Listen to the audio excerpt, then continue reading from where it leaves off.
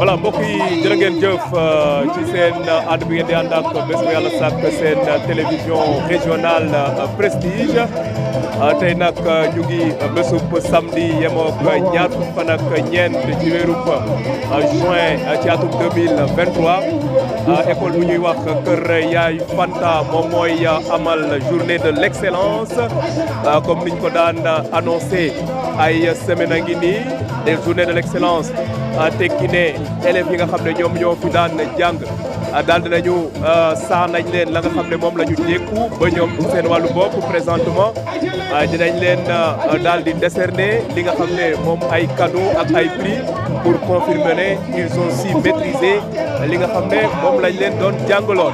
loolu moo tax ba Prestige TV fidèle à sa tradition ne cesse jamais d'innover moo tax ñu daal di ñëw fii ci samedi gi ci après-midi bi ngir toppal leen lépp loo xam ne rek jëm na ci li nga xam ne mooy bésub excellence bi école Kër Yaay Fanta biñ ko soseeg léegi suñu xayma at yi tollu na ci 3 ans déjà mais nag ñu ngi wéy di dëggal li nga xam ne moo jëm ci wàllu njàng Pape Abdoulaye Mbengue moo njëkk nekk directeur et présentement monsieur Mbaye Ciss moom mooy directeur école élémentaire Kër Fanta des élèves pétris de talent chevronnés ñoom ñooy njàng fi nga xam ne mooy école bi en tout cas dina am ay discours dina am aussi ay spectacle yi nga xam ne xale yi dinañ ko def waaye nag dina nekk bés boo xam ne bés bu am solo la te dinañ ko topp ba lépp loo xam ne rek tukkee na ci ngeen mën ko am en temps réel grâce à la magie de nos ondes grâce aussi à votre télévision régionale Prestige. Un petit rappel juste pour rappeler que nous sommes ici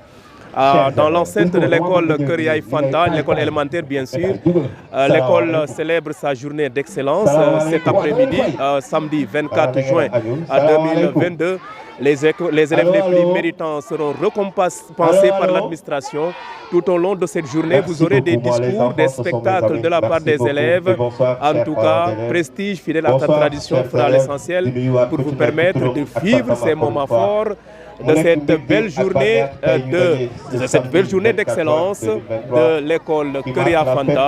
Pour rappel, l'école a été créée en 2023, 3 ans déjà. L'école continue donc de se hisser dans le landerneau éducatif thiessois.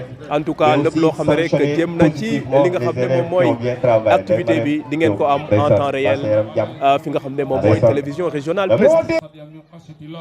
وتلك الأمثال نضربها للناس لعلهم يتفكرون والله الذي لا إله إلا هو عالم الغيب والشهادة والرحمن الرحيم والله الذي لا إله إلا هو مالك القدوس السلام مؤمن مهيمن عزيز الجبار المتكبر سبحان الله عما يشركون والله خالق البارئ المصور أسماء الحسنى يسبح له ما في السماوات والأرض وهو العزيز الحكيم ربنا تقبل منا إنك أنت السميع العليم وتب علينا يا مولانا إنك أنت التواب الرحيم ربنا أتنا من لدنك رحمة وهينا من أمرنا رشدا ربنا ظلمنا أنفسنا وإن لم تغفر لنا وترحمنا لنكن من الخاسرين بحمد اللهم صل على سيدنا محمد الفاتح لما أغلق والقاتم لما سبق الناصر الحق بالحق والهادي إلى صراطك المستقيم وعلى آله حق قدره ومقداره العظيم إن الله وملائكته يصلون على النبي يا أيها الذين آمنوا صلوا عليه وسلموا تسليما صلى الله تعالى عليه وعلى آله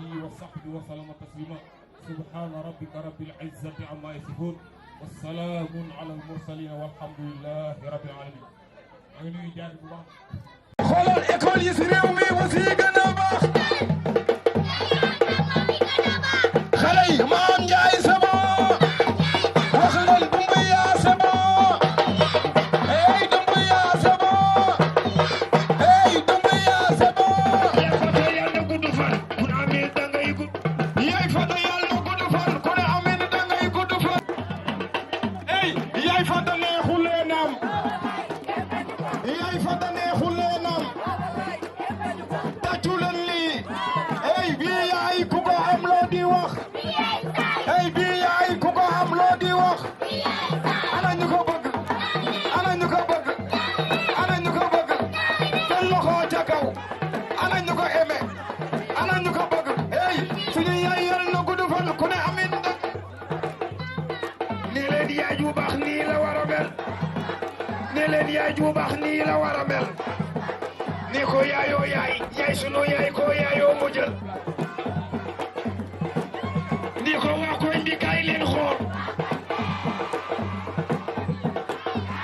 di ko ñëwal ji yaay ku ka am loo di wax yee ji yaay ku ka am loo di wax sunu yaay nii xuleenam mooy sunu yaay nii xuleenam nee leen yaayu daara la nee leen yaayu daara la ne ko yaa yàgg fi loo fi gën a yàgg muy gën a neex yaa yàgg fi mooy sunu yaay nii xuleenam ana ñu ko bëgg ana ñu ko bëgg yee dug leen taxaw xoolal ne ko waa koñ bi kaay leen xool kaay leen yee dikkal xoolal ji yaay ku ko am loo di wax mooy ji yaay ku ko am loo di wax sunu yaay nii xuleenam sunu yaay nii xuleenam mooy ana ñu ko bëgg ana ñu ko bëgg ana ñu ko bëgg xoolal ne ko seen ànd bi ku ko nar a yàq yàlla nga dee yey seen ànd bi ku ko nar a yàq yàlla nga guma yey mooy kay sagal ngewal yey mooy kay jëral ngewal ne ko yaayoo yaay sunu yaay ko yaayoo mu jël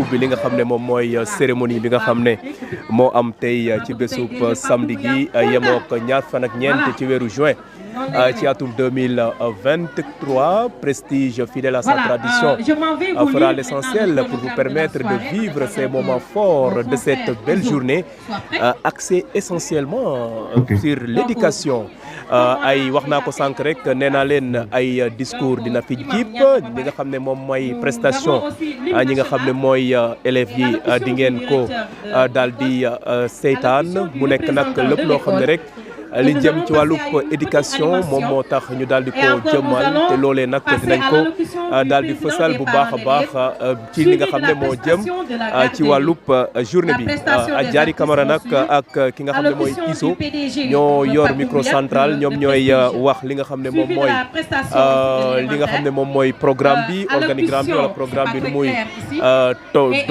tëddee wax nañu it ne dina am ay allocution président de l'association des parents d'élèves dina am aussi allocution du directeur de l'établissement dina am aussi li nga xam ne moom mooy allocution ki nga xam ne moom moo daal di jëmal école bi mu nekk nag loo xam ne aussi lu am solo la ndax dafa nekk loo xam ne aussi lépp dafa nekk ci li nga xam ne moom mooy activité phare je l'ai dit tantôt éducation oblige école que la Fanta créée en 2020 déjà 3 ans jour pour jour muy wéy di dëggal boppam ci li nga xam ne moo jëm ci wàllu njàng ci Thiès déjà les invités sont en place ñu bëri ñëw nañu ci ñi nga xam ne ñoom ñooy gan yi dinañu joxe ay cadeaux jëmale ko ci élèves yi nga xam ne jàpp nañ ne ñoom ñoo gën a ràññeeku ci li nga xam ne moo jëm ci année scolaire 2022-2023 te ñoom nag ñu doon def cycle école bi nag nekk na bërëb boo xam ne bërëb bu rafet la bërëb bu taaru la mu ngi nekk ci quartier Ngent nekk ci commune bu Thiès Nord établissement bi aussi R la plus 1 mu nekk nag loo xam ne it initiative moo tax président Pape Doumbouya daal di jëmal ni ni mel li jëm ci wàllub marraine moom yegseegul d'un moment à l'autre dina daal di yegsi marraine bi nee nañ nag mu ngi yegsi ba tax na nag ñi nga xam ne ñoom ñooy animation moom mooy ñooy dem li nga xam ne moom mooy marraine bi madame Aïssatou Kassé la marraine il s'agit de madame Aïssatou Kassé madame Aïssatou Kassé elle est enseignante de l'éducation elle est inspectrice de l'éducation voilà on l'aperçoit sa voiture moom la ñuy xaar noonu en attendant en tout cas elle sera là on se campe et on attend l'arrivée de cette marraine bi nga xam ne moom la ñu tuddee li nga xam ne moom mooy activité bi voilà des accolades mu ngi noonu di nuyoo la marraine actrice de l'éducation Pape Abdoulaye bonsoir et voilà et le PDG du groupe Prestige par ailleurs propriétaire de cet établissement scolaire moom ci boppam moom moo koy accueillir d'un moment à l'autre dinañ dugg fi nga xam ne moom mooy ci biir enceinte bi ñu daal di taxaw teeru ko suñu pare ñu daal di ko teeru voilà on patiente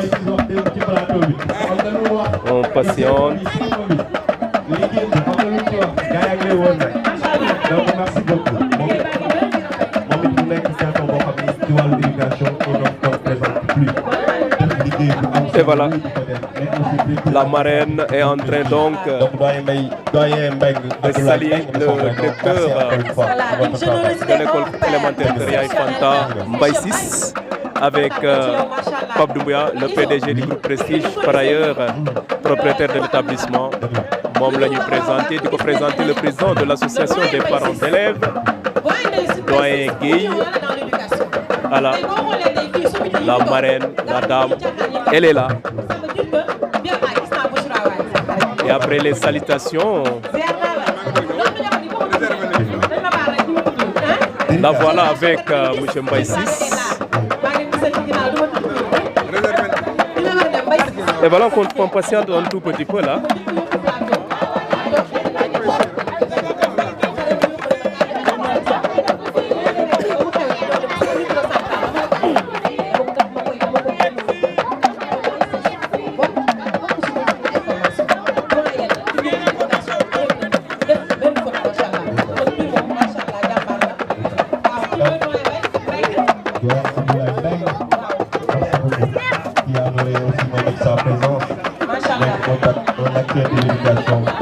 Et voilà, la marraine, d'un moment à l'autre, elle va franchir l'enceinte. Et les enseignantes, le personnel de l'école élémentaire Kër Yaay Fanta avec leur tenue, c'est impeccable et on apprécie. Voilà donc. Et voilà, la marraine, d'un moment à l'autre, elle procédera donc. Elle va rejoindre sa place, la loge officielle, et ce sont les dames de l'école Kër Yaay Fanta avec leur... Comment tu vas? Ça va bien? Vous allez bien? Et voilà, ñu xaar en attendant. Effectivement. moo jëm ci wàllu marraine bi d'un moment à l'autre, on l'attend, on attend patiente. Allez, c'est parti.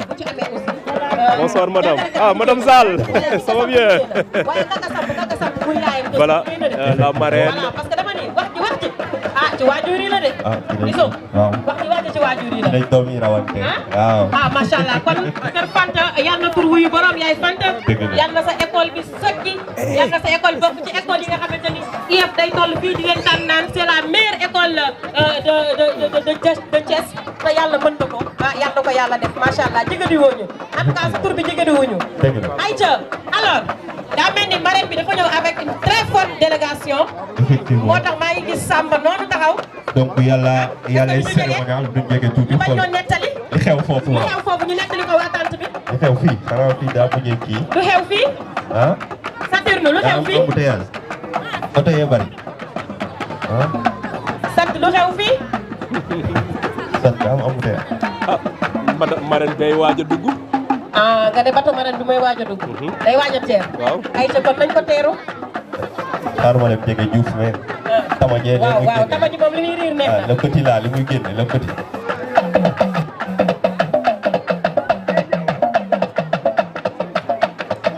alors c'est bon maintenant on va accueillir régler nañu situation bi. réglé nañ ko ah. réglé nañu ñun dañoo ay ñun situation bi ñu tim mu réglé ko. alors on va accueillir. Ada Doumbouya appelé s'il vous plaît.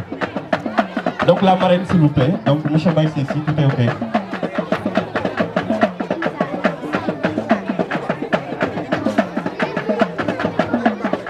Et voilà, on patiente la marraine d'un moment à l'autre. dina daal di egg fi nga xam ne moom mooy biir bërëb bi on est en train de patienter ñu xaar rek peut-être dafa am loo xam ne da koo indil waa kër ya voilà ay lot de fournitures scolaires wala ay livres jot nañ ko seen bravo donc la marraine n'est pas petite alors et voilà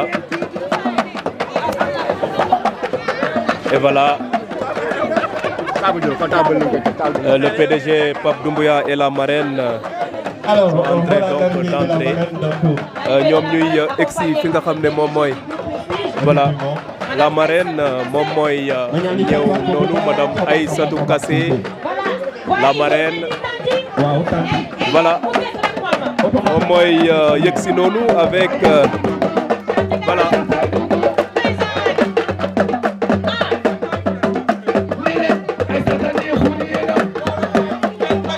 elle est en train de saluer Papa Boulaye Mbengue des Salam Alek bien sûr.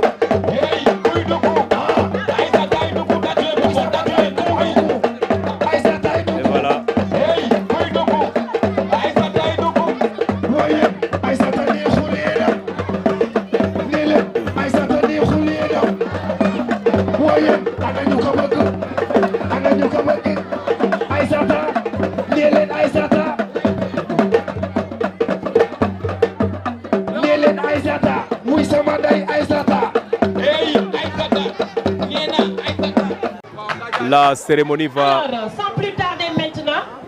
Voilà, la cérémonie. La cérémonie, hein, Iso. Effectivement.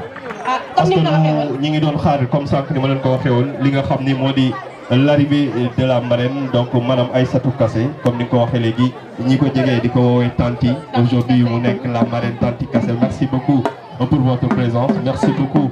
Et voilà, la cérémonie va démarrer d'un moment à l'autre car la marraine vient de s'installer. C'est madame Aïssatou Kassé, elle est inspectrice de l'enseignement. Mais en attendant, l'hymne national du Sénégal va ouvrir la balle. Juste donc de déglu li nga xam ne mooy bàkku réew mi laata ñuy démarrer li nga xam ne moom mooy cérémonie bi.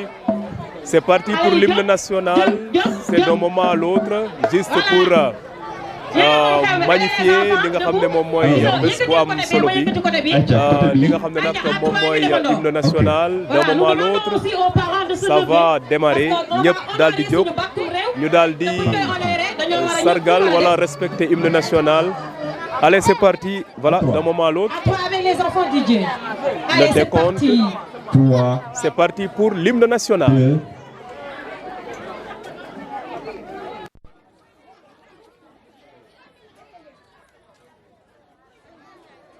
C'est bon. 1, 2, 3. Let's go. On va chanter l'hymne national. C'est pour frapper les balles à fond. Le lion rouge a rugi. Le danse de la boue. Le danse des racines. Ici par les ténèbres. Le soleil se montre. Soleil se montre espoir. Le frère va partir la suite rassemblée.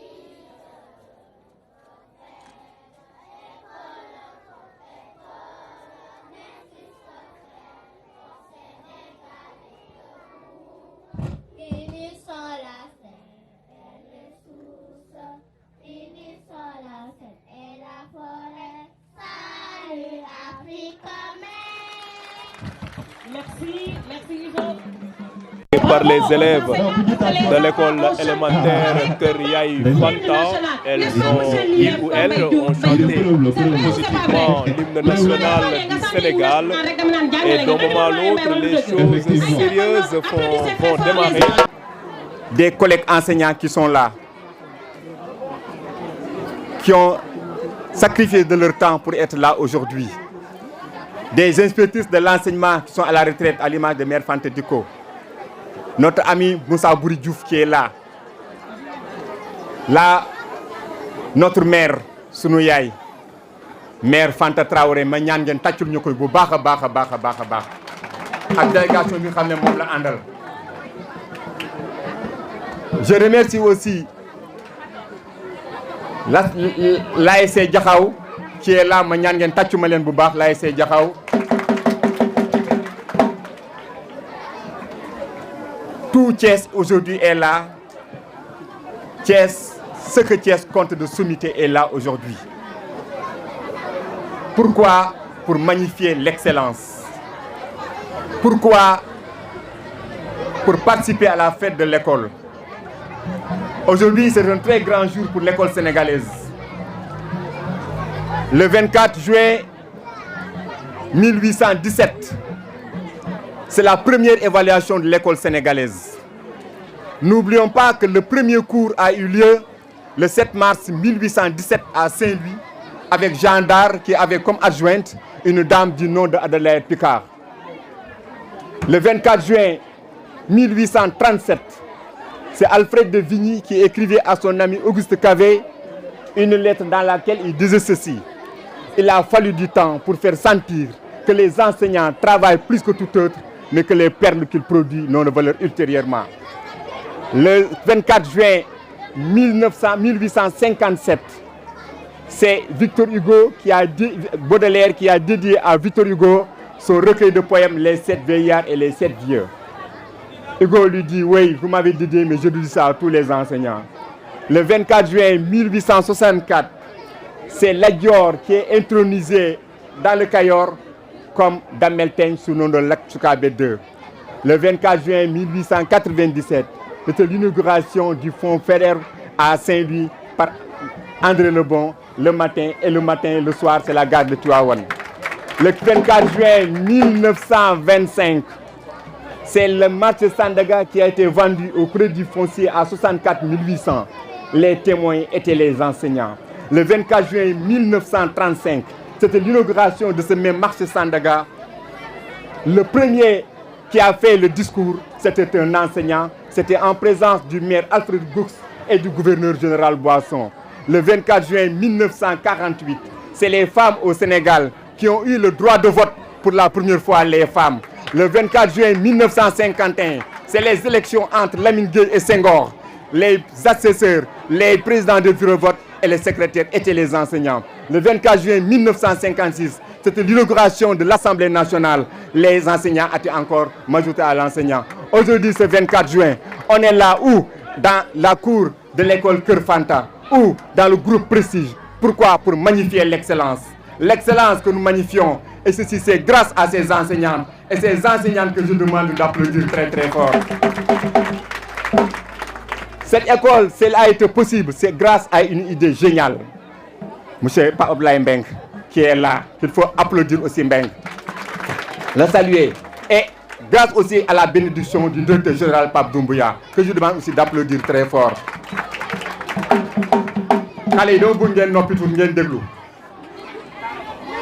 Cela est possible qu'on est arrivé aujourd'hui à cause de ces enseignantes. Et c'est Victor Hugo qui disait que l'enseignant est un être lucide et grave. Il est le prêtre de l'idée. Il est le médecin de l'ignorance. Il est le magistrat du progrès. Il est souvent, à la fois, en même temps, parfois, des fois, quelquefois, souvent, tout. L'enseignant, le courage le gouverne. L'honneur l'entraîne. Mais la dignité et la personnalité l'hissent à un sommet supérieur.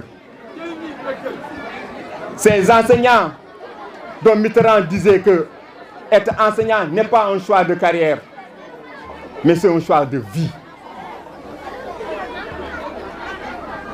C'est un choix de vie.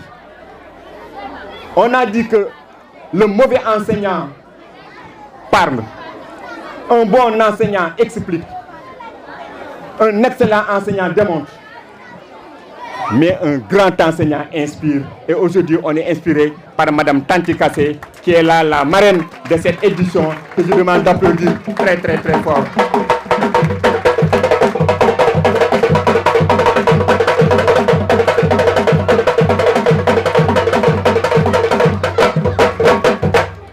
Merci beaucoup donc c'est un grand jour pour nous. Et c'est un honneur que vous soyez présente ici. Parce que c'est une femme au rameau d'olivier que j'aurai l'occasion tout à l'heure de parler d'elle. Car c'est une grande dame, une grande écrivaine qui est là. Je vous présente tout à l'heure son œuvre. Une enseignante qui a parcouru de bout en bout les enseignements, tous les enseignements. Donc pour ne pas mourir sur la parole, eh bien, Tanti, nous vous souhaitons la bienvenue. Nous vous remercions beaucoup. Mais simplement, je vais dire avec Vigny, qui disait qu'après avoir parcouru le tour du monde, qu'après avoir fait tous les pays, je suis arrivé à la conclusion que les femmes, au lieu de leur dire bonjour, on leur demande pardon. Merci beaucoup les femmes.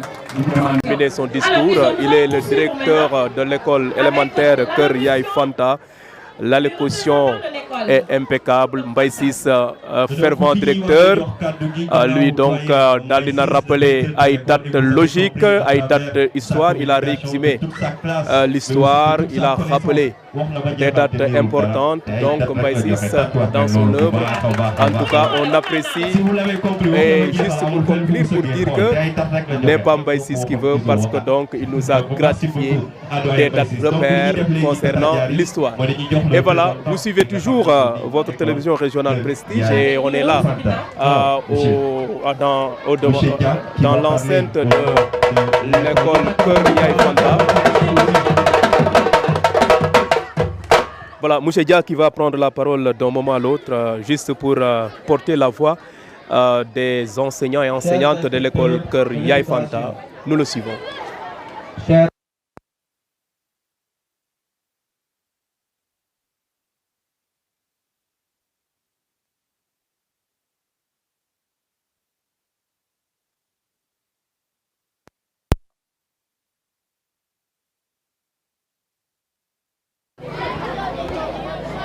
C'est la fin de l'année scolaire 2022-2023. Bien qu'elle soit nettement différente des années précédentes, cette année a été chargée d'événements, d'aventures, de moments magnifiques et d'apprentissage fantastique. Nous sommes heureux que notre aventure en tant qu'école exemplaire pour le développement des compétences ait porté ses fruits. Nous sommes plus convaincus que jamais de poursuivre l'enseignement par le développement des compétences et nous sommes fiers des expériences. De surcroît, nous pouvons d'ores et déjà vous assurer que notre école suivra les plans du ministère afin de garantir un environnement sûr et bienveillant pour les élèves l'année prochaine. Nous investirons davantage nos ressources, nos efforts et notre temps dans l'éducation afin de hisser l'école Kër Fanta au sommet de l'excellence. Nous remercions, nous tenons à exprimer notre profonde gratitude aux parents et tuteurs de nos élèves qui nous confient l'éducation, l'orientation de leurs enfants. Ils sont responsables de notre cause. Nous remercions également M. le Président Pape Doumbia, Ludwig Ndiak Boyndiak.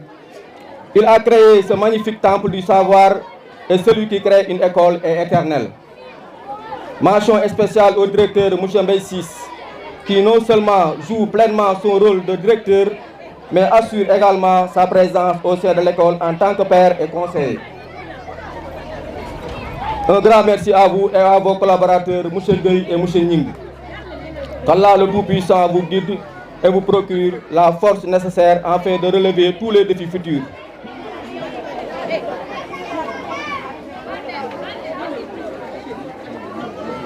Nous remercions aussi le corps enseignant, de braves femmes et de braves hommes qui n'ont ménagé aucun effort pour relever tous les défis escomptés. Nous mettons aussi une mention spéciale à nos collègues, Mme Khadija et Mme Diop, qui, en tant qu'enseignants, œuvrent aussi pour le développement interne de l'école. Merci à vous. Chers élèves, cette année s'achève avec une pointe de tristesse car vous allez nous manquer énormément. Vous êtes des personnes spéciales, chacun avec vos talents uniques. J'espère que vous avez apprécié notre temps passé ensemble autant que nous. Profitez de vos vacances pour vous reposer, vous amuser et revenez l'an prochain avec un sourire radieux.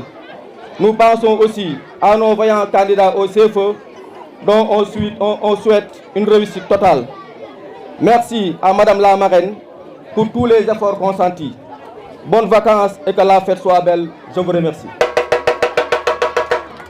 Merci beaucoup.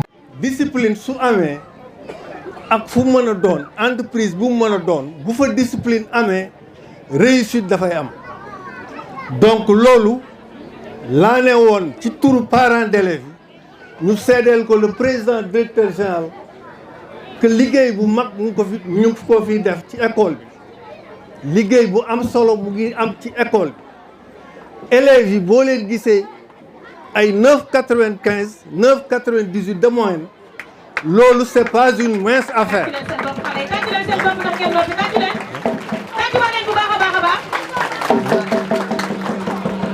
donc li may wax ni dama ko xam parce que ay 9,95 9,98 la ñu am élèves yi par 1 point la ñuy rawante donc ñoom ñëpp c'est des méritants ñu war leen a ñaanal école bi. Monsieur Doumbia suñu mbébét mooy lii nekk collège ba lycée parce que boo ñëwee def école de prestige def ko de proximité ñun parents d'élèves yi amee nañ la njukkal parce que c'est un nouveau quartier nga indi école teg fi pour suñuy doom yow ñun nga dimbale ñun nga ko defal nous vous en remercions ñu ngi lay ñaanal yàlla bu baax di ñaanal xale yi ba ëllëg ku ci réussir soit nga nekk magistrat wala un professeur ñëw seet si la ci école bi loolu yàlla ko ñëpp fekkee yàlla ñu may jàmm ñu fekkooy ay at yu bari temps bi dafa gàtt mënoon naa fay wax lu gën a bari mais damay bàyyi ba ëllëg ba beneen yoon ba déwén ñu gën a yaatal mais mention spéciale à Wissane Gningue à 7 heures mu ngi ci école bi mooy njëkk a ñëw di mujjee wàcc les techniciens de surface école bu setulee xale yi duñ mën a jàng bu amulee sécurité duñ mën a jàng enseignant yi duñ mën a jàng donc loolu yëpp bu dajaloo nekk benn école vraiment ñu ciy sant yàlla di la ci sant yow merci encore une fois jërëjëf. Merci beaucoup, monsieur le président des parents d'élèves. Voilà, le président de l'APE, monsieur Momar Dieng, il a parlé au nom de l'association des parents d'élèves de l'école Kër Yaay Fanta. En tout cas, il a bien expliqué moom wax na ne li nga xam ne moom moo jëm ci wàllub nu mu tuddati sax wàllub set ci biir école bi remercier na aussi ñi nga xam ne ñoom ñooy technicien de surface yi ñi nga xam ne ñoom ñooy faral di bale école bi bu rafet Abdoul Aziz Diop moom forum civil au conseil du collectivité territoriale moom aussi teew na moom seen ngeen ko noonu mu nekk nag loo xam ne lu am solo la Mbaye Ciss jël na kaddu président de l'association des parents d'élèves jël na kaddu ñu daal di jël benn cadeau rek Mody Diouf président de l'association des parents d'élèves moom la liir ci li nga xam ne mooy cadeau bi ventilo la te ventilo aussi dafa nekk loo xam ne voilà mu nekk nag cadeau boo xam ne nag dañ ko indi fu ko jagleel parce que tout simplement je suis de Médina Fall nous avions pu quand même grâce à notre appui voilà faire une extension hydraulique qui nous a coûté plus de 2 millions aux populations qui sont un peu dans la nouvelle zone lotie. Alors ils ont demandé à ce que nous soyons présents aujourd'hui pour nous remercier publiquement devant les populations.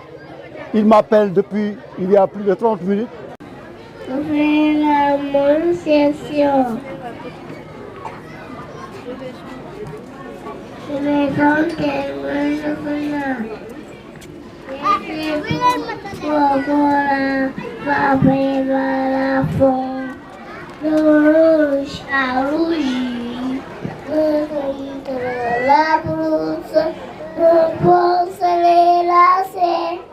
Principale tiene Soleil sur le terrain, soleil sur l'espoir, dont vous faire le facile, la sera samedi.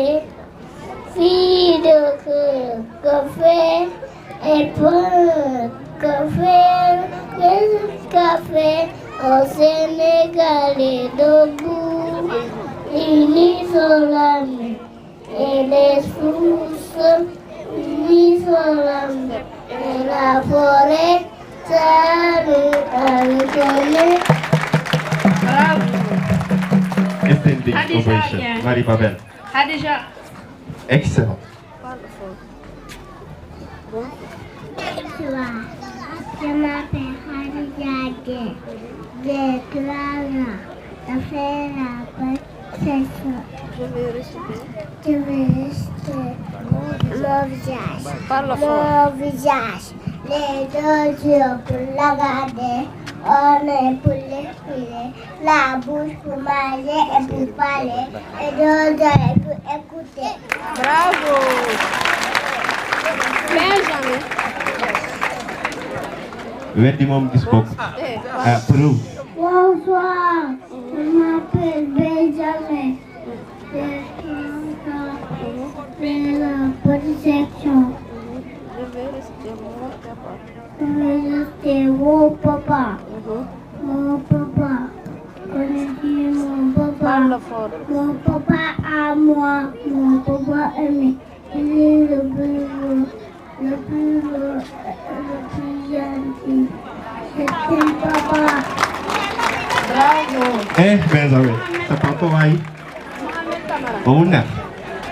Parle fort, Bonsoir, je m'appelle Mohamed Kamal, j'ai 3 ans, je fais la protection, je vais réciter mon drapeau, voici mon drapeau, vert, jaune, rouge et blanc, avec une étoile verte au milieu du jour.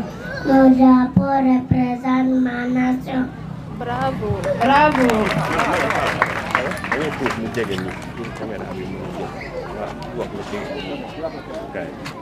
C'est pas. C'est bon. Seigne Fallou. Viens ici. Tu parles fort.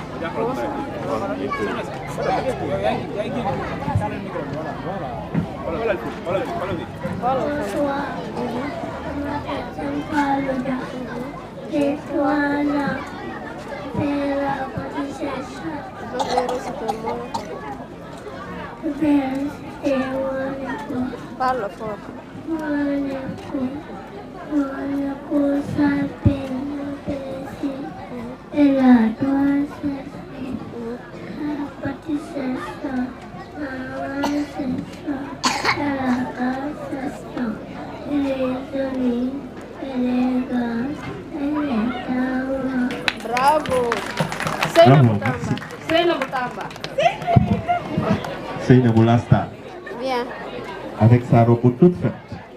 Tàccu leen Seynabou waay. Seynabou xool jàkkaarloo caméra bi rek nii dégg nga Seynabou. On y va. On va chanter ensemble. Ma mère, ma jolie mère, que fais-tu dans ma poche? Ma mère, ma jolie mère, que fais-tu dans ma poche? Non, je ne le ferai plus. Je serai sage comme une image. Non, je ne le ferai plus. C'est dit et promis. Machallah. Merci, sœur Paul. C'est bon, maîtresse Marina. Merci beaucoup Marina ñu tàccuwaat bu baax maîtresse ci liggéey bu am solo bi nga xam ni xale yi donc.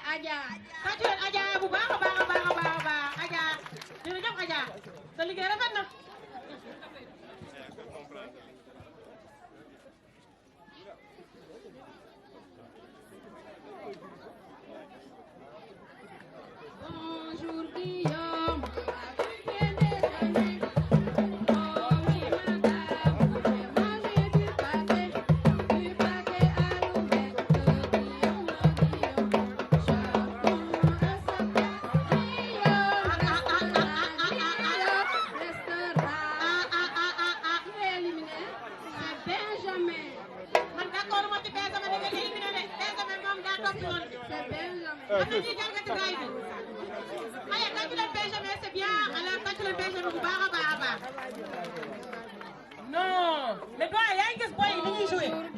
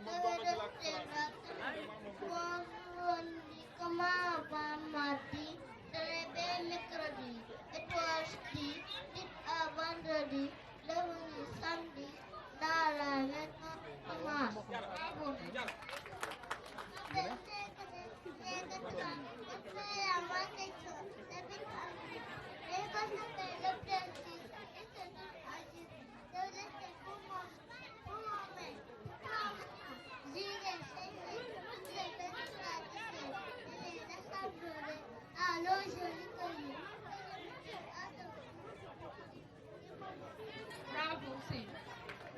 Felice Aminata Sana, c'est catalan, je fais ma section, David Arnhem. Mon école s'appelle le Père, il se trouve à Arnhem. Je vais mon petit château, mon petit château, bâtir mon petit château. Piquer, semer les grains, semer le des noix, bâtir la bonne existence. Le soleil brille. Bravo Lydia. J'ai été à 10 ans, s'il vous plaît. J'ai appris à respecter les aînés, les parents, à aider ceux qui sont dans le on m'a enseigné à traiter les dents avec respect. Bravo, Madame Sane.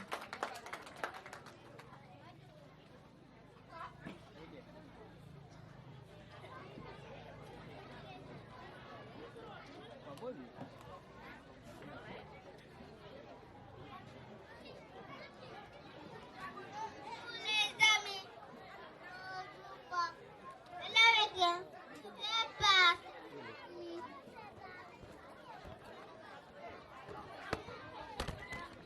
Merci. Yes. Yes. Bonjour les amis, bonjour pas. Ça a bien passé.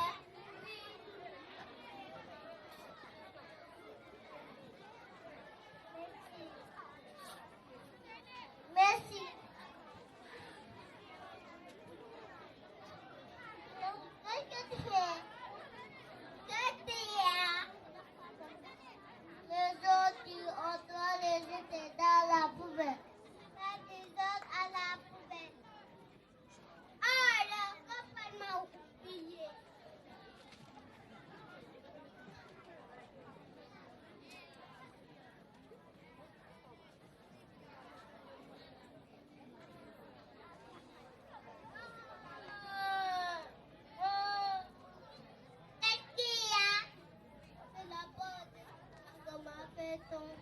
Désolé, lève-toi. Vous m'avez dans les odeurs. On doit les jeter dans la poubelle. Bonsoir, chers parents. Je m'appelle Pétripa. J'ai 4 ans.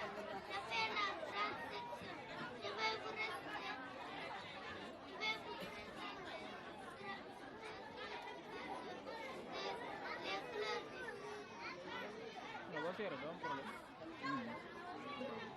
rester. Yo Samba.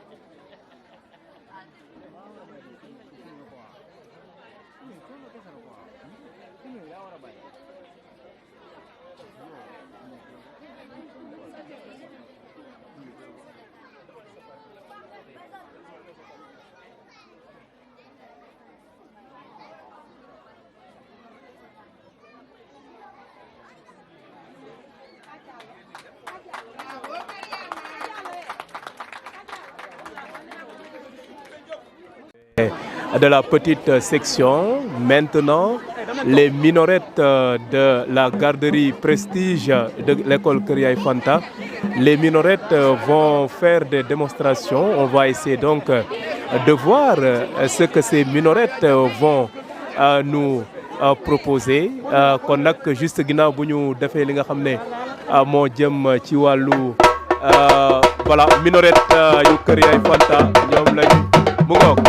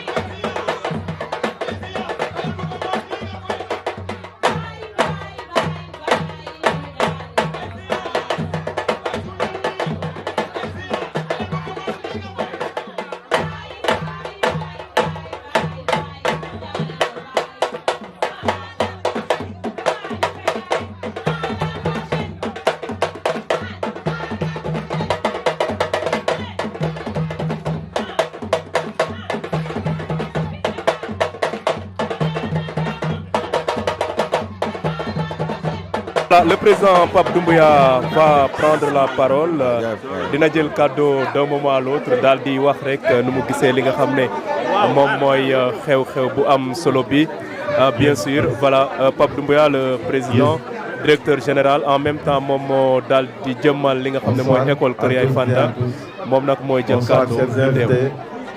Bonsoir monsieur le maire, bonsoir monsieur le directeur, bonsoir la marraine. Je vous remercie énormément pour cette présence aujourd'hui. On doit vous dire que l'école Kër Fanta a aujourd'hui 14 ans.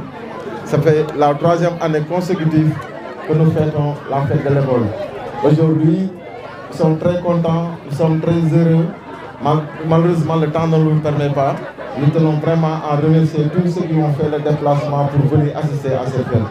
Je remercie ñëpp di nuyu ñëpp di kontaan ci ñëpp di ñaanal ñëpp di remercier particulièrement monsieur Mbaye Ciss man de nga tàcc bu baax a baax da koy ñaanal bu baax grand loo bëgg yàlla na ko yàlla defal yow nit ku baax nga mag nga liggéey nga taxaw nga assister nga ñu loolu yëpp nag su amee c'est grâce à monsieur Mbaye bi da koy nga ñaanal na ko bu baax parce que bu nekkante ni samay ànd ak moom naan ma grand dugal ci lii wala laa tey duñu egsi fii Mbaye ngi sama xarit la sama waay la sama àndandoo la sama compagnon la donc maa koy ñaanal bu baax monsieur la marraine dama lay ñaanal bu baax la marraine kontaan nañ tey trop ci marraine bi mu indi une forte délégation c'est pour dire que tey moom ba muy ñëw xeebuñu su ko neexoon mu jël benn nit ñaar taal oto ñëw parce que quoi qu'on puisse dire xamuñu ko mais gis nañ ay mbiram directrice la kilifa la muy nit ku baax nit ku màgg donc ñu ngi koy ñaanal gis nañ kado yi gis nañ taxawaay bi gis nañ délégation bi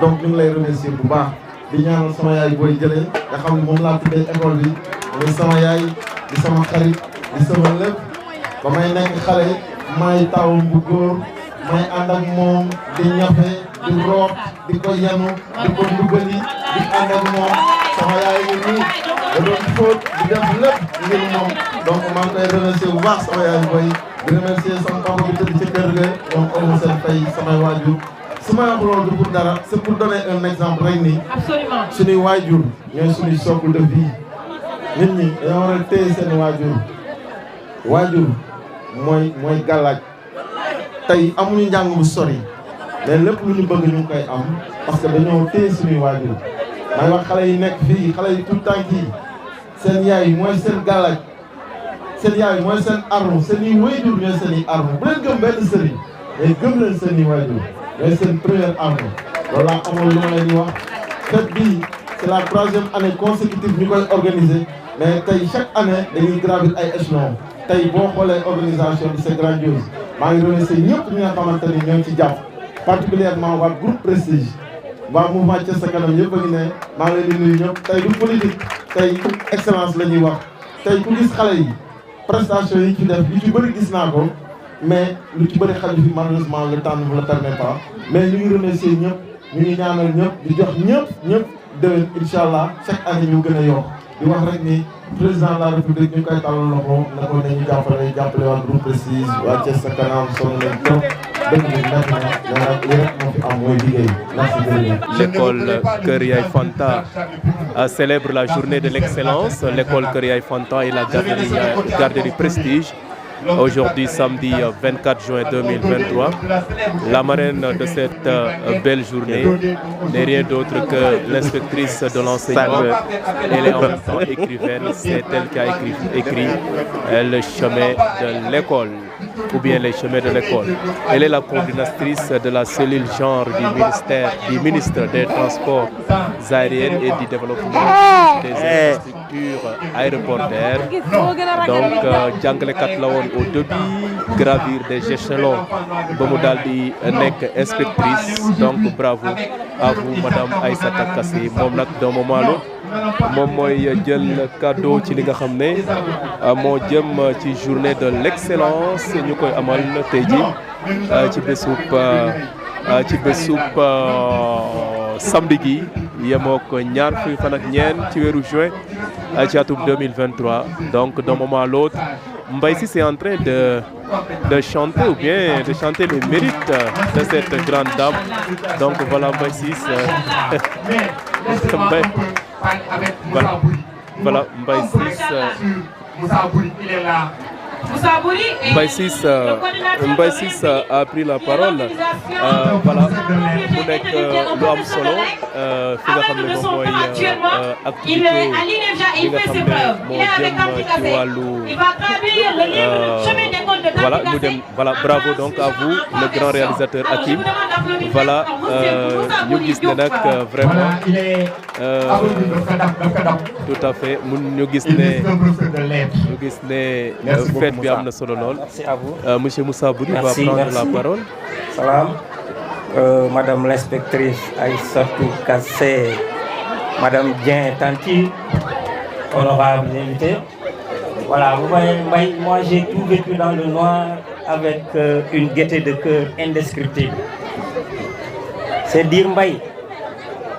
Et je vous marche sur les mots, pour ne pas dire sur les pas. À Sounou Makan, vous disiez que les témoins de la beauté du monde, mais c'est plutôt les écrivains Mbaye. Les témoins de cette beauté du monde, ou de cette paix que nous voulons pérenne, ce sont bien évidemment les écrivains. Tanti en est une.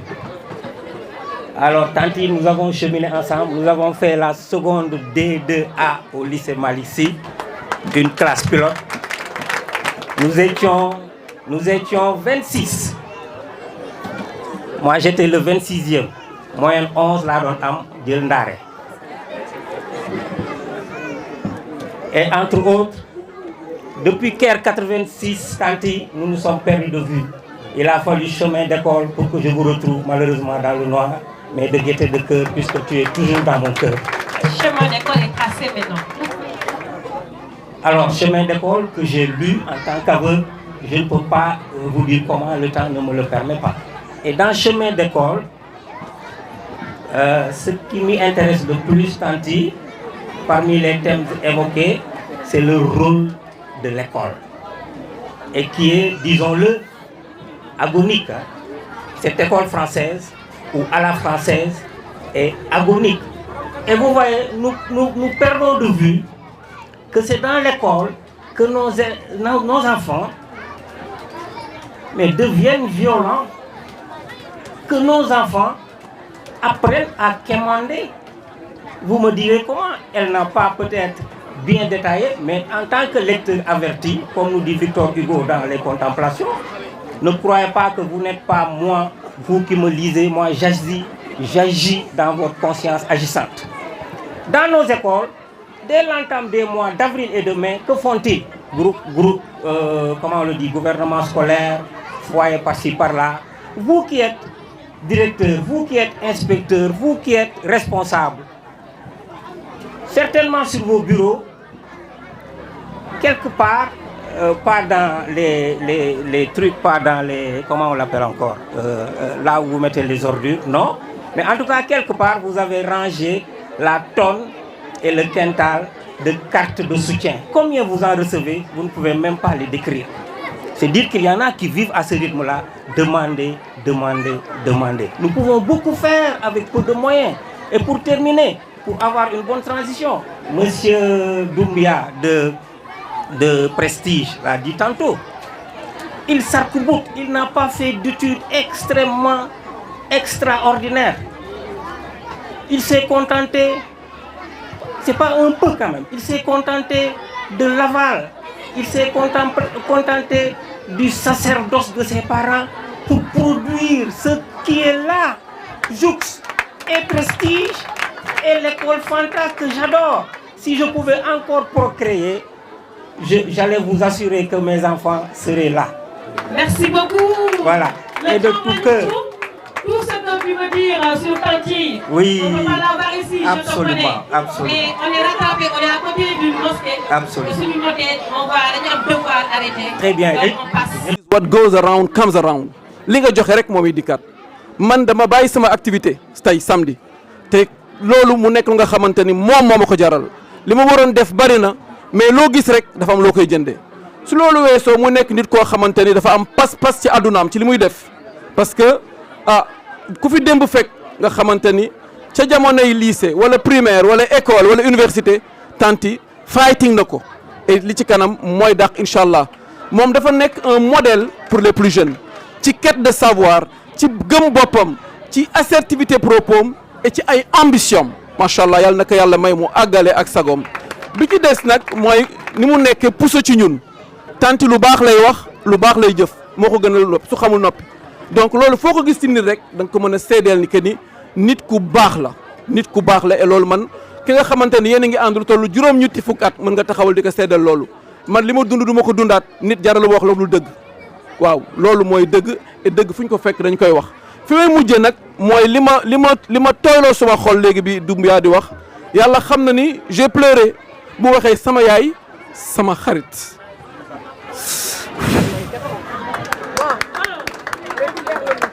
monsieur Doumbia dinaa ko continuer parce que dafa am solo xam nga nit ñi dañu réer fi ñuy rawante fii la ku ko def rek yàq nga ko diplôme am na leneen am na mais fonk sa yaay mooy yóbbu nit fu mu àggul man xam naa ci dara tanti mii xam na ci dara raabi mii xam na ci dara ñii fi toog xam nañ ci dara jamono bi dafa toll ñuy tàggat xale yi ci ay valeur parce que valeur dafa am solo yaay du fo waajur du fo mais surtout yaay ndey soog wax bàyyi ku teral sa yaay rek yàlla teral la man de ku ma bëgg a nax rek ne ma sa yaay bi muy wax walla xam na ne ay waxam dama ci gis sama bopp gis ci tante mi parce que moo nekkoon li ma naroon clôturer kii dama ko fekk sunu makkaan fekk ko Kébémer fekk ko Tivaouane di ko gis mook ay waajuram nga man ne nag di la wax leen sa benn maas du la sut lii ndorte rek la li ci kanam rawul bët loolu laa ci bëggoon sax ngeen baal ma guddal naa mais li su ma ko waxul woon delloowaat ko du ma am li ma neex je vous remercie de votre attention su dëngee rek maa ngi ciy jéggalu yéene bi ëppoon na foofu jazakumullahu xayran jërëjëf merci beaucoup. voilà la marraine moom mooy def allocution ci li nga xam ne mooy la journée de l'excellence bi nga xam ne prestige école Kër Yaay Fanta moom moo ko amal tey jii ci bésu samedi bi ñaar fukki fan ci weeru juin ci atum 2023 madame Aïssatou Kassé est inspectrice de l'éducation. D'un moment à l'autre elle va prendre la parole et Magadane moom mooy wax noonu mooy woy noonu Magadane di woy ngir galvaniser ki nga xam ne moom mooy madame Kassé. D'un moment à l'autre elle va prendre la parole daal di wax li nga xam ne moom mooy gis-gisam ci li jëm ci journée de l'excellence bi ñuy màggal tey jii ci école élémentaire Kër Yaay Fanta le grand Magadane moom mooy woy noonu comme d'habitude da koy faral di def macha allah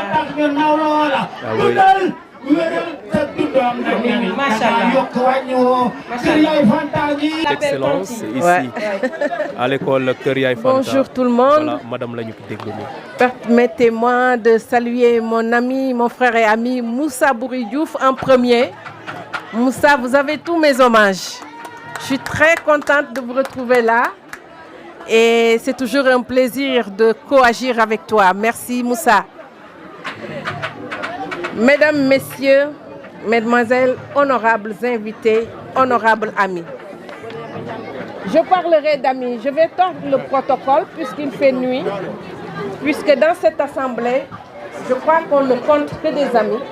Donc, permettez-moi de dire tout simplement, chers amis, pour confondre tout le monde dans la masse critique de personnes ici présentes pour la même cause, l'éducation des enfants. Très chers élèves, très chers récipiendaires, il me plairait de m'adresser en premier à vous, très chers élèves, car c'est à vous que reviennent aujourd'hui tous ces honneurs. Vous sans qui il n'y aurait point d'école, point d'enseignants, donc point de fête, encore moins de marraine.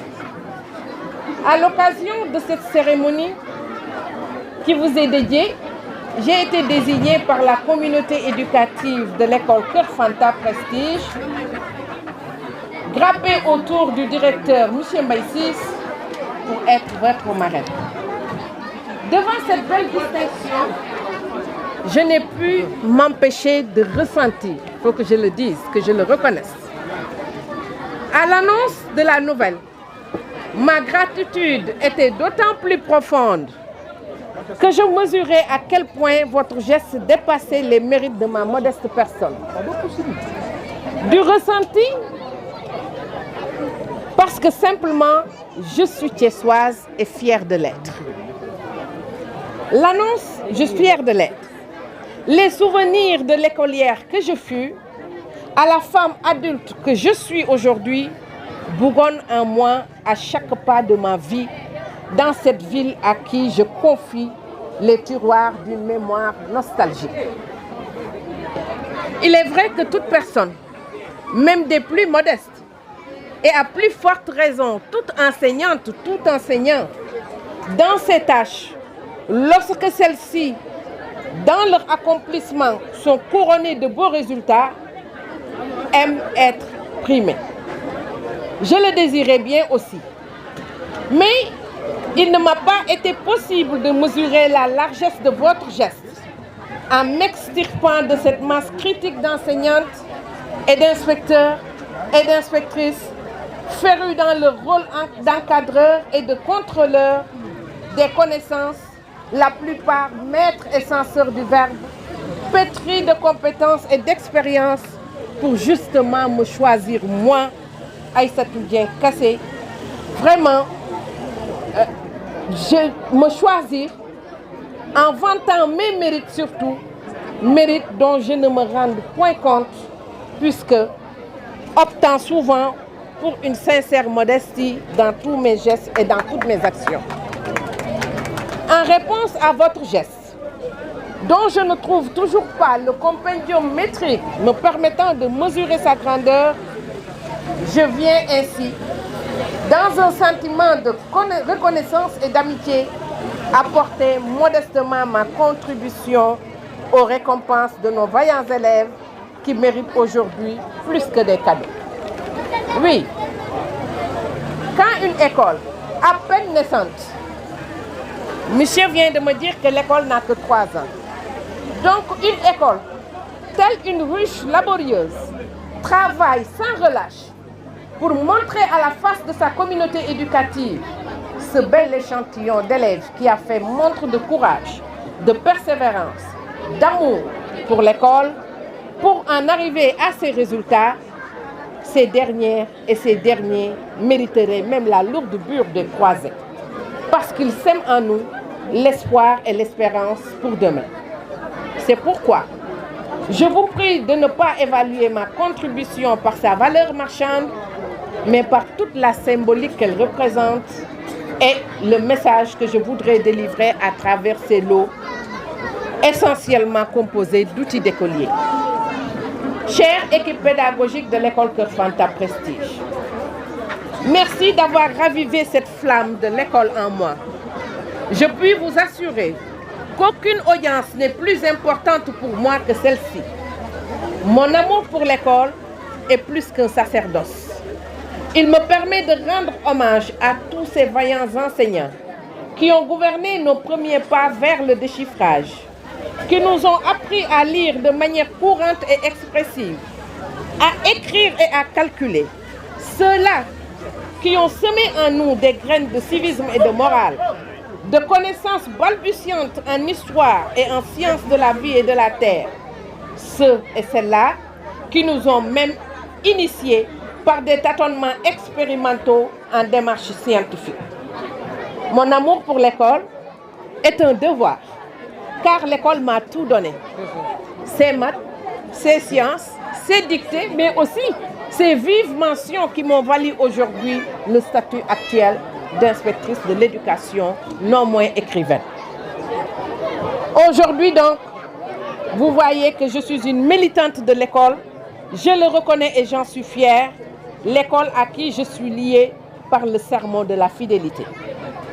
Je voudrais alors dédier avec votre permission cette distinction comme un hommage rendu à tous ceux qui partagent la même profession, ce même sentiment, le même combat avec moi, l'éducation des enfants qui sont ici présents et me témoignent estime, amitié et solidarité. Je veux parler de toute cette belle délégation qui m'accompagne. Merci pour ce clin d'œil sur Chemin d'école, le livre que j'ai écrit pour tous les âges, mais surtout pour les enseignants et les parents d'élèves, pour une alerte, une veille et une éducation repensée de ce que nous avons de plus cher, notre progéniture, notre jeunesse, cette manne importante pour la relève de demain. En effet, l'écriture n'est pas seulement pour moi une réjouissance solitaire. Elle est un moyen de sensibiliser le plus grand nombre de personnes en leur offrant un modèle de réussite d'une enfant en la personne de son héroïne Néné que Moussa Bouri parlait tout à l'heure, qui malgré des entraves inimaginables est parvenue à se réaliser grâce à une bonne détermination dans ses études. L'aboutissement de Chemin d'école, c'est alors de belles roses, mais après avoir trébuché sur beaucoup de ronces. Mon rôle en tant qu'écrivaine n'a pu se séparer des devoirs difficiles de la vie, car j'ai le devoir d'être au service de ceux qui subissent l'histoire, surtout les jeunes, surtout les enseignants, mais surtout les parents d'élèves. J'ai choisi alors de rester sur le champ scolaire pour jouer ma partition en tant qu'écrivaine, car justement, je ne puis me détacher de l'éducation.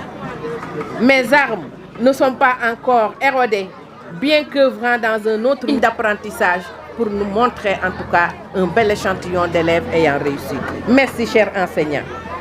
Un avenir durable est un résultat pratique du développement durable qui ne peut être mis en exercice sans l'harmonie des intentions et des volontés.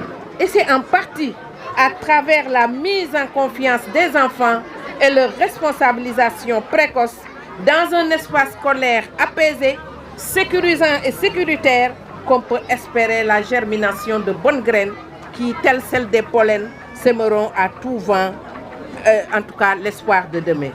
Et ce, tout enseignant devrait le savoir. C'est sur ces notes de recommandation que je voudrais terminer mon speech en remerciant encore une fois M. Mbaïsis, que j'admire beaucoup et que j'estime beaucoup aussi, pour ce qu'il est et pour ce qu'il représente. Mais à travers ma personne aussi, recevez tous les encouragements et toutes les félicitations de toute cette délégation qui m'accompagne. Il est composé de parterres de bonnes gens, pétris en ce qu'ils font, responsables la plupart du temps, de hautes personnalités qui ont voulu se joindre à moi aujourd'hui pour magnifier la fête à Kirsamba. Merci tout le monde, merci mes très chers, merci de votre aimable. Aye, afekao, jeminye, sekao. Aye, afekao, jeminye. Aseka, jeliminye, sompenu, rekontrikit. Asekao, jeminye, sekao. Aye, asekao, jeminye, sekao. Aye, asekao, jeminye.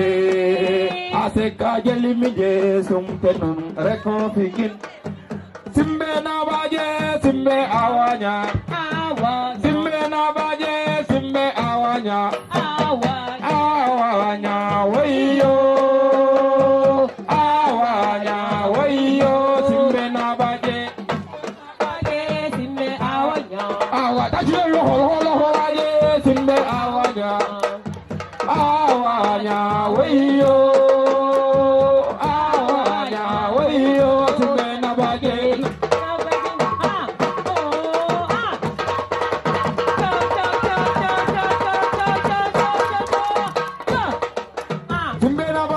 Simbe awanya, simbe na baje, simbe awanya, awanya wayo, awanya wayo, simbe na baje, simbe awanya, simbe na baje, simbe awanya, awanya wayo. À la journée de l'excellence de l'école élémentaire Kër Yaye Fanta, et elle a pu donc honorer et donner des cadeaux Mama Reming. Et voilà, bravo donc. Voilà, deux élèves, la photo de famille, deux élèves primés l'histoire retiendra, je l'ai dit tantôt, ñaari xale yu jigéen seen sañse yi rafet lool ñu daal di leen jox li nga xam ne moom mooy seen récompense. Voilà, on les applaudit et puis la photo de famille, que des souvenirs. Voilà. Mu ngoog bala waa INEFJA aussi ñoom ñëwoon nañu. Voilà, ñu gis ne li nga xam ne moom mooy journée de l'excellence démarré nañ ko tey fii ci école Kër Yaay Fanta. Déjà j'ai les rappelé tout à l'heure que l'école a été créée en 2000 sa maman. En tout cas, il faut comme d'habitude encadrer les enfants.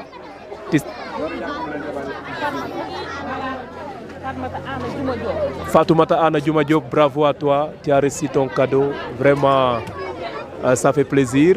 Tey jox nañ la sa cadeau, daa mel ni tey kontaan nga. waaw kontaan naa trop.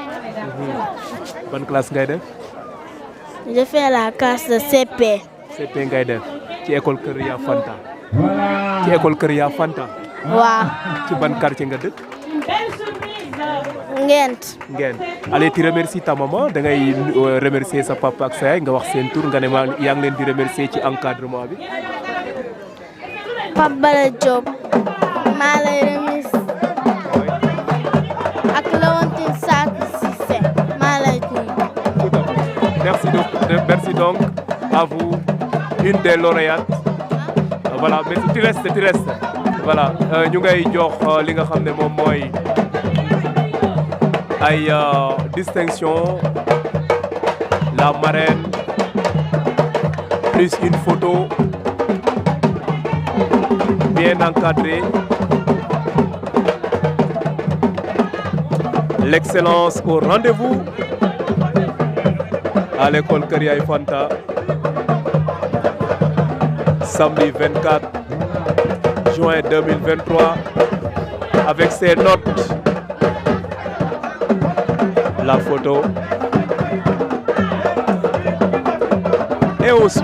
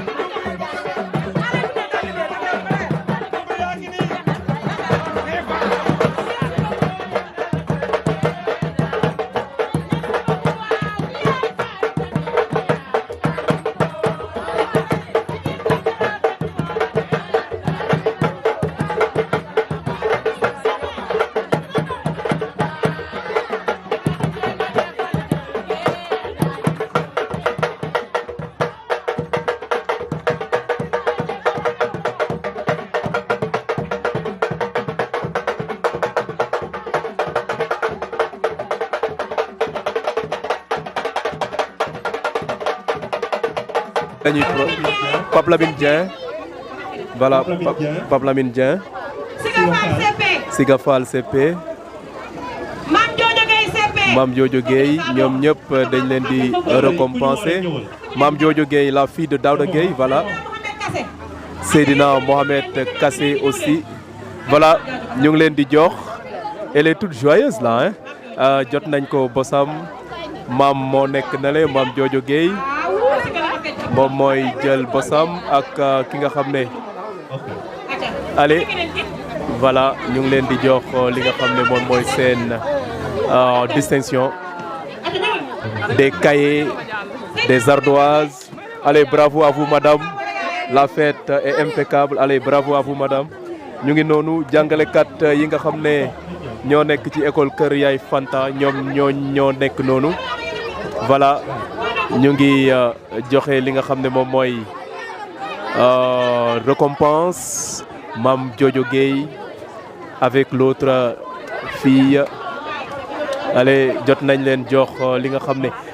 Juste rappeler que ce sont les élèves qui ont eu à avoir de très bonnes notes, qui sont bien placés concernant les compositions. Ñoom la ñuy distinguer.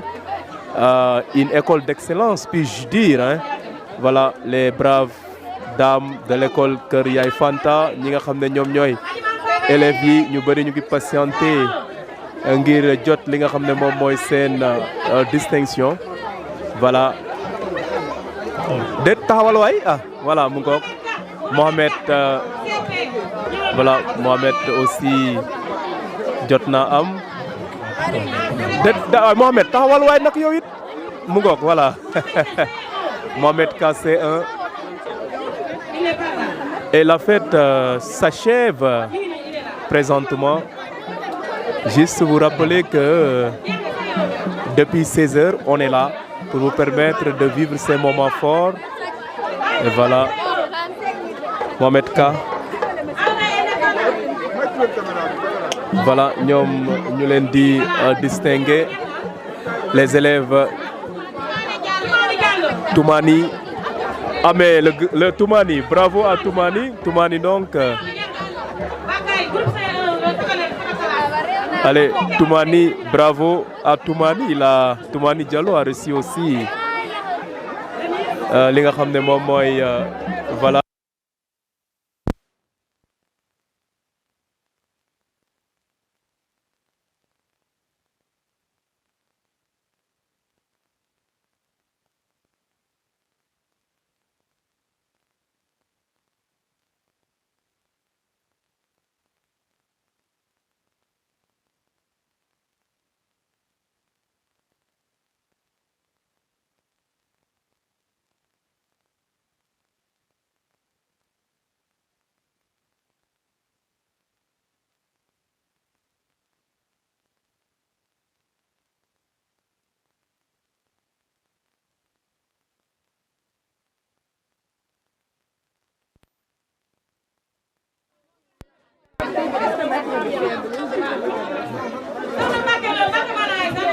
Voilà mu ngoog ci li nga xam ne moom mooy cérémonie de récompense ci journée de l'excellence ci école élémentaire Kër Yaay Fanta. Juste de vous rappeler que marraine bi moo nekkoon madame Aïssatou Kassé. Voilà, ñooñu daal dinañ leen libérer. Adja les élèves de CM1 après C2 CM1 Adja Ndaw ñoom la ñuy jox li nga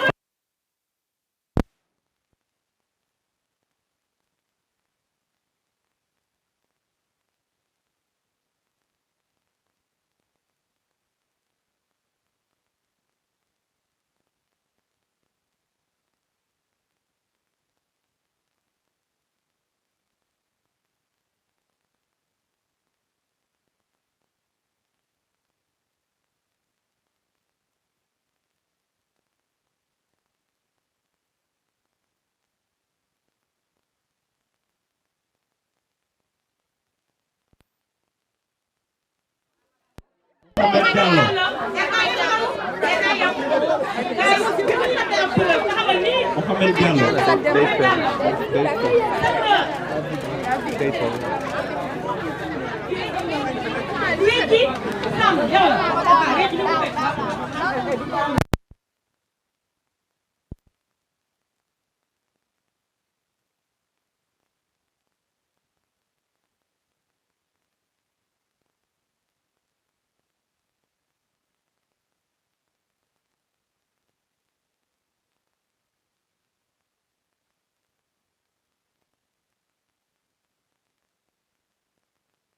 Excellence célébrée ce samedi 24 juin 2023 ici à l'école Kër Yaay Fanta. Les élèves ont été récompensés pour leurs résultats.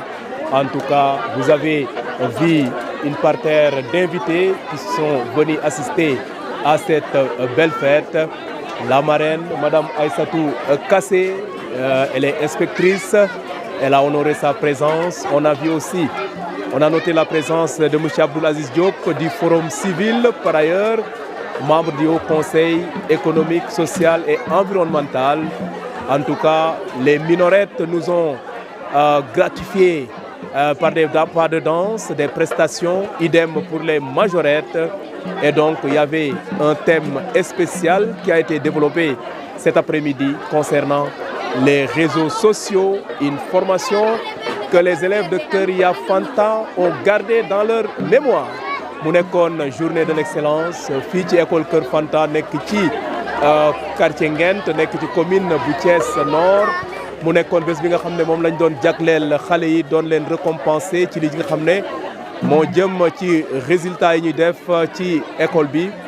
mu nekk nag école boo xam ne je le rappelle en 2020 lañ ko créé boobu ak léegi am ñetti at teewul nag muy wone li nga xam ne mooy taxawaayam ci li jëm ci wàllub éducation au niveau de Thiès.